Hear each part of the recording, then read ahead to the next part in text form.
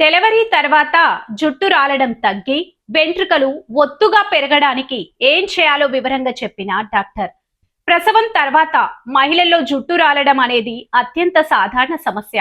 Delivery జరిగిన కొద్ది నెలలకే కుచ్చులు కుచ్చులుగా జుట్టు ఊడిపోతుంటే కలిగే ఆందోళన అంతా ఇంతా కాదు. అసలు ఈ జుట్టు రాలడానికి గల శాస్త్రీయ కారణాలేంటి? హార్మోన్ల మార్పుల ప్రభావం ఎంతుంటుంది?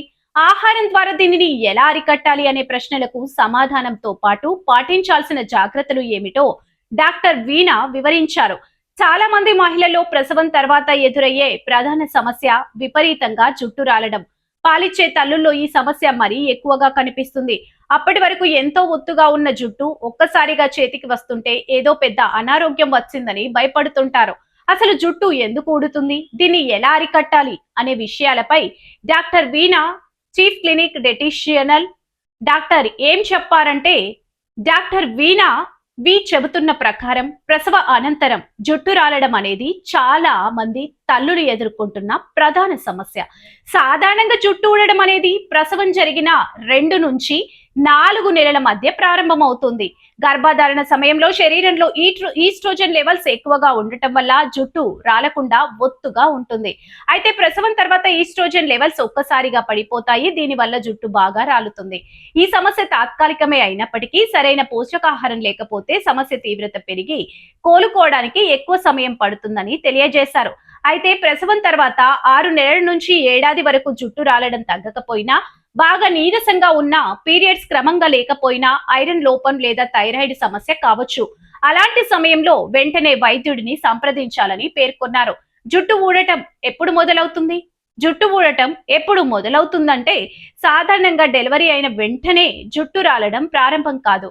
బిడ్డ పుట్టిన 3 నెలల నుండి 6 నెలల మధ్య కాలంలో ఈ సమస్య తీవ్రత ఎక్కువగా ఉంటుంది. ప్రెగ్నెన్సీ సమయంలో జుట్టు ఎంతో ఒత్తుగా మెరుస్తూ కనిపించినప్పటికీ డెలివరీ తర్వాత పరిస్థితి తారుమారవుతుంది. పదుల సంఖ్యలో ఉండాల్సిన వెంట్రుకలు వందల సంఖ్యలో రాలడం చూసి ఆందోళనకు గురవుతుంటారు.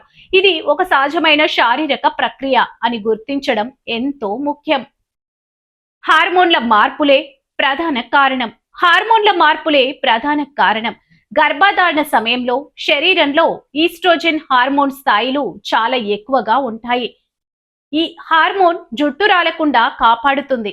అందుకే ఆ సమయంలో జుట్టు రాలడం ఆగిపోయి చాలా ఒత్తుగా కనిపిస్తుంది.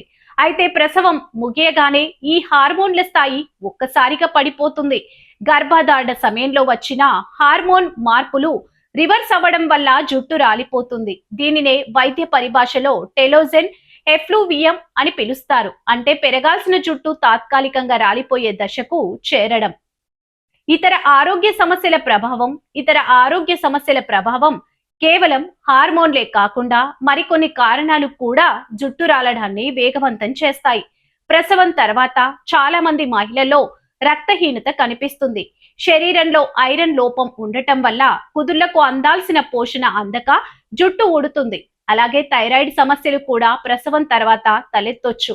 వీటితో పాటు నిద్రలేమి, కొత్తగా తల్లైనప్పుడు కలిగే మానసిక ఒత్తిడి, ఆందోళన వంటివి కూడా జుట్టు రాలడానికి కారణాలు.